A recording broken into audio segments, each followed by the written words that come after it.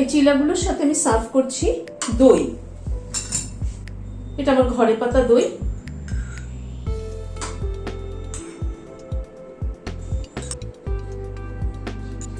ওপরে একটু বিট নুন ছড়িয়ে দিলাম, একটু ভাজা জিরের গুঁড়ো ছড়িয়ে দিলাম, সাথে কয়েক টুকরো শসা দিয়ে সার্ভ করে দিলাম। সোমাস বেকিং এন্ড কুকিং থেকে আমি সোমা বলছি। আজ আপনাদের সাথে শেয়ার করছি একটা ব্রেকফাস্ট বা টিফিনের রেসিপি। সেটা ব্রেকফাস্টও হতে পারে, টিফিনও হতে পারে। গোটা মুগ ডালের চিল্লা, খোসা সহ যে গোটা মুগ ডালগুলো আছে সেগুলো দিয়ে কি করে চিল্লা বানালাম তা দেখে নেওয়া যাক একবার।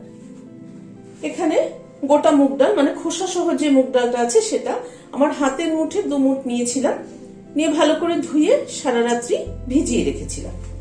এবার একটা গ্রাইন্ডিং জার নিলাম, তাতে এই ডালটা দিয়ে পেস্ট করে নেব। যেটুকু জল লাগবে এটা পেস্ট করতে সেটুকু জল অ্যাড করব।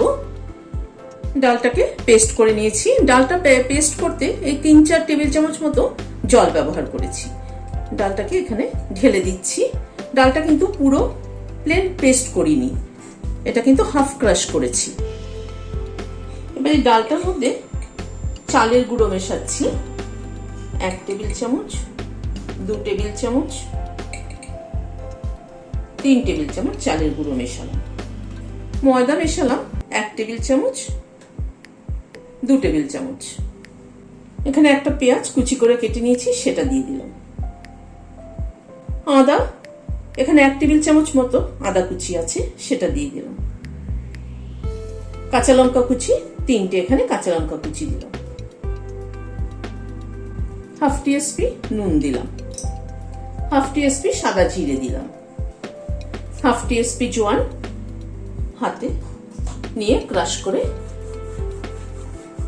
দিয়ে দিলাম। হাতে ক্রাশ করে দিলে গন্ধটা সুন্দর হয়। গোলমরিচের গুঁড়ো দিলাম হাফ টিস্পুন। সবকিছুকে একসাথে মেখে নিচ্ছি।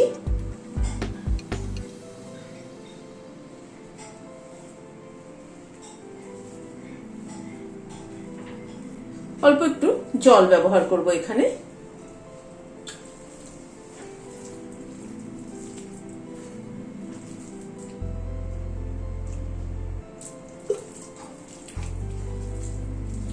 এই ডোটা কিন্তু রুটি পরোটার মতো ডো হবে না, আবার একদম গোলা রুটি করার সময় বা প্যানকেক করার সময় আমরা যেরকম করি ব্যাটার সেরকমও হবে না।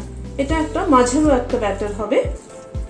সেই জন্য অল্প অল্প করে জলটা মিশিয়ে কনসিস্টেন্সিটা দেখতে হবে।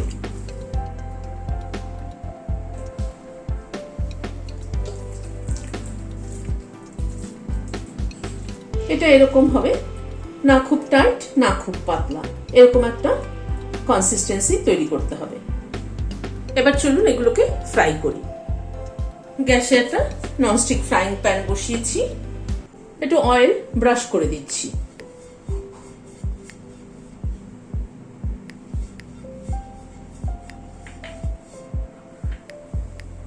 এবার এই ব্যাটারটার থেকে এরকম করে নিয়ে একটু ছড়িয়ে দেব।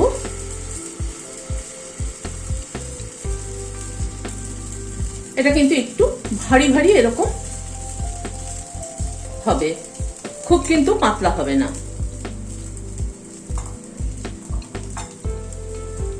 একটুখানি ঢেকে দিচ্ছি, ওপরের সারফেসটা হওয়া অবধি অপেক্ষা করব। মিনিট খানেক মতো ঢাকা ছিল, ঢাকাটা খুললাম। ওপরের সারফেসটা কিন্তু পুরোটা হয়ে গিয়েছে। এবার অল্প করে তেল ছড়িয়ে দেব।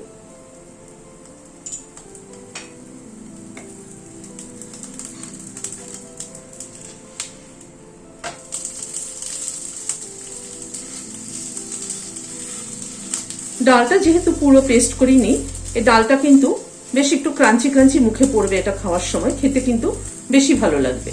ডালটা পুরো পেস্ট করে ফেললে কিন্তু অতটা ভালো লাগতো না। এবার এদিকটাও চেপে চেপে লাল করে ভেজে নেব।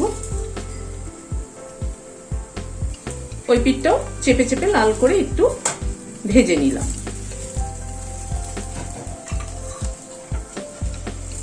তুলে নিচ্ছি। আবার একটু অয়েল ব্রাশ করে নিলাম।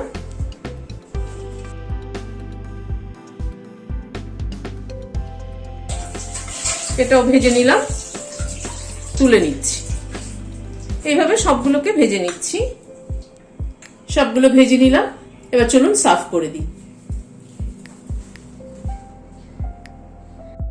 রেসিপিটি কেমন লাগলো? যদি ভালো লেগে থাকে তাহলে একটা লাইক এবং সাবস্ক্রাইব করার অনুরোধ রইল।